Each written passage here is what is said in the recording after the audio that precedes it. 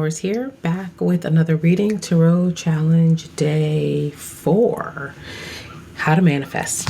Think about manifestation, or as somebody on a call that I did the other day said, embodiment. They said they don't like the word manifest, they like the word embodiment. And I was like, ooh, I really appreciate that. I really like that, because you're really talking about, bringing heaven to earth and making something be in its full embodied state on earth. And I really like that. So the thing about embodiment or manifestation, whatever you want to call it, it starts with a feeling. So what you want to do is, that's why I say see, sense, or imagine, right? So it starts with, that's not true. It starts with a thought. It starts with a vision for what you want to see, right? And then one of the goals is to put feeling to that vision. You want to feel it throughout your entire body, like it's already there. Like Abraham Hicks says, ask and it is given, or act as if, right? Act as if it's already here. What are some good books on manifestation? Well, definitely Ask and It Is Given by Abraham Hicks. I think The Game of Life and How to Play It is actually a really good, by Florence Scovel Shinn. Anything by Dr. Wayne Dyer, I would say, especially his earlier works like Change Your Thoughts, Change Your Life. Gosh, I have so many books by him, I can't even remember them all now.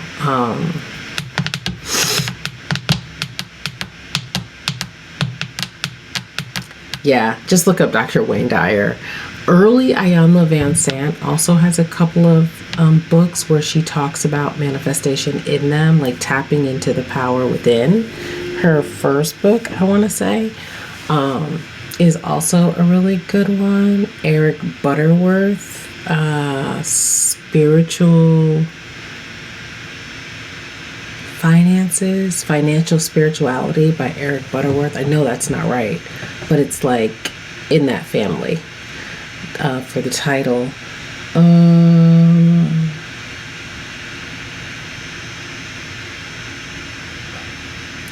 oh wow, so there's an artist called Dan Millman, and the Celestial Prophecies,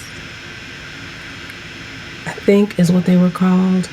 It's a series, really good, about synchronicities. And man, I've read that book so many times. Celestial Prophecies, is that right? I don't even have my phone handy, but look up Dan Millman, and he has a series of books, like The Secret of Shambhala is one of them, and that's about like synchronicities and starting to pay attention to synchronicities, because paying attention to synchronicities is also a critical part of manifesting. So it's like you visualize the thing you want, you key into the feeling of that thing, and then you start looking for synchronicities and asking the universe for synchronicities.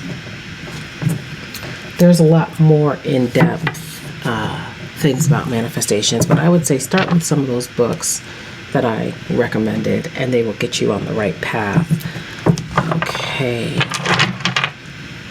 But getting into the feeling and being in the vibrational frequency of the thing is what's really critical. You really want to be in and what does that mean? That means that you want to resonate. Oof, that person just slid out there. It snowed out, and that person was just sliding on the street. You want to align with the thing that it is you want from a frequency aspect. So now let's pull some cards on manifestation. So what is it that whoever's watching this, a message to myself, a message to you all, what do we need to focus on in our path to manifestation and embodiment? Wow, this is a lot of cards, and they're quite, oh my God. Wow. They're all really good. Okay. So what do we want to focus on? So we have the 10 of Pentacles here. So Pentacles represents the earth element in tarot. 10 is coming to the end of a cycle, right? But this is like the happy family in the tarot. This is having everything you need. It must be on the other side. I was trying to see if it was here. Oh, it's right here. Whoa, right here. It's right here. So it's like the family, the dog, it's all the things that, one would desire. Wow, I'm even looking at this now with the Death card. It's like, this right here is even a reading. The Death card, which is rebirth. So it's like birthing yourself into something new. And what you attain is the 10 of Pentacles, which is, pretty much all the things you desire. But then the Devil here, which is also an earth sign. This is linked with Capricorn, but not letting all of the things you desire make you its slave or its victim because of things that may have happened to you in the past that are affecting your ability to manifest. Paying attention to the cups that have fallen and not paying attention to the full cups behind you. Thank you for that, Spirit, because another part of manifestation is gratitude. Definitely being in this 5 of Cups energy, this water energy, Cancer, Scorpio, Pisces, is not the move when you're wanting to manifest things. You want to know that you are deserving of this 10 of Pentacles energy. Elephants always make me also think about luck and longevity, right? Because the long memory of the elephant. So it's also like remembering where you came from, remembering all of the work that it took to get you there. But it's also a balance of the masculine, feminine energies. Yeah, this is a critical part of manifestation too. Balancing the masculine and the feminine energies. This is the Emperor and the Empress.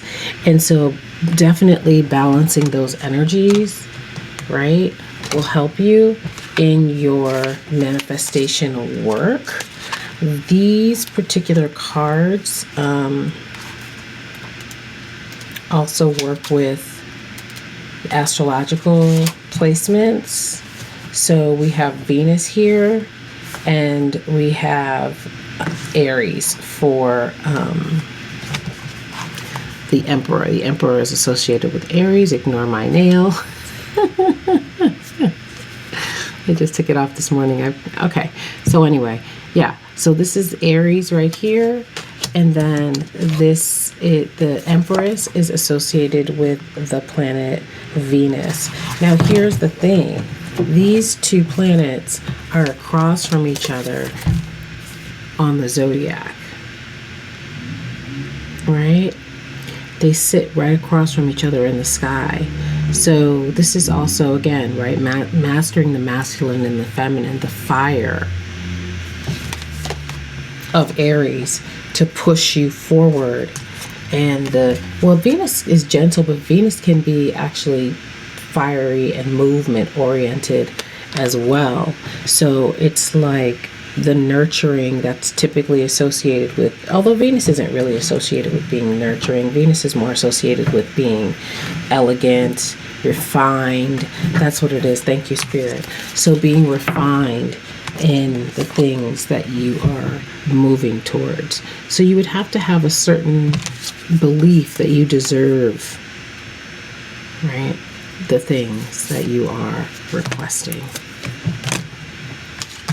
And then we have the 9 of Cups, right? Again, having the things that you desire, but this is also a warning about gluttony, overdoing it, even though it's really good.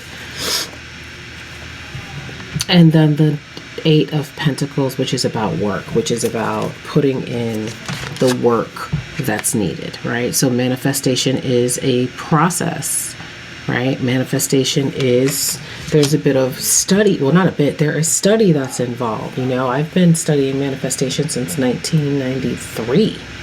And so, it's a process, and I've manifested some really great, amazing things. And I have a lot more that I want to do. I have a lot more. I feel like I haven't even gotten close to all of the things that I want to accomplish. So also being willing to work with other people to help you, get to your goal. So collaboration. Oh, and that's the thing about the beaver. The beaver can work on its own, but the beaver also works in community. So understanding when to be solitary and when to work in a group. I love that. What else do you have about manifestation? So we're going to the Heavenly Bodies Oracle, which is an astrology oracle deck. What else is needed? What else do we need here? Thank you. How to manifest. So I would say, so obviously this is a timeless reading, but I am recording this on the 25th of February. So next week, March 1st, Neptune and Jupiter are conjoining next week. I think it's on the 1st or the 2nd, depending on where you live. And it says dream and transcend. So FYI, transcendence is my word for the year. It's my theme for the year. So this is exactly what we're talking about. So perhaps doing a ritual next week when Neptune is conjoined. Conjoined just means that right next to each other. They're like right there with each other. And so they're lending each other's energy to each other. So we know Jupiter is about expansion. Neptune is about dreams and things like that. And so, yeah, if you look, I don't know if you can see, but there's a world there. So next week when Neptune and Jupiter are doing their dance, maybe do an acute meditation ritual on transcendence.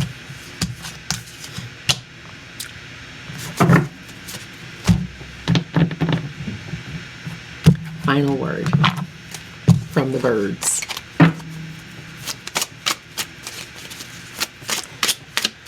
What else do folks need to know? Kingfisher, prosperity is flowing. Have faith that you will receive it in the perfect form. So we don't want to be too attached to the outcome.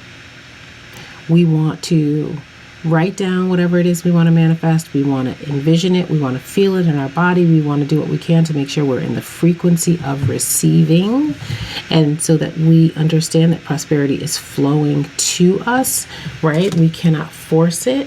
Best to just get in alignment with it. Oh, there we go. I was going to say the autofocus is off. I don't know why it's playing games. And understanding that the thing is going to come in its perfect form. It's going to come exactly the way it needs to come. So don't try to force it. Go with the flow. It's a dance for sure. It's like do what you can and then step back and allow your manifestations to take place. I know for me, there are things that I desire, and the desire is so great that it can definitely act as a block to my manifestations because the energy around it is an energy of like desperation. Like, I want this, I need this. And that's not the vibe. And I know that even after, like I said, I started this in 1994. So, 1993. So even with all of the things I've learned, all of the things I've done, there are still these very human things. I want it. Right? That's not the vibe. So that is what I have for you. Please like, share, and subscribe. And I will see you next time. Bye.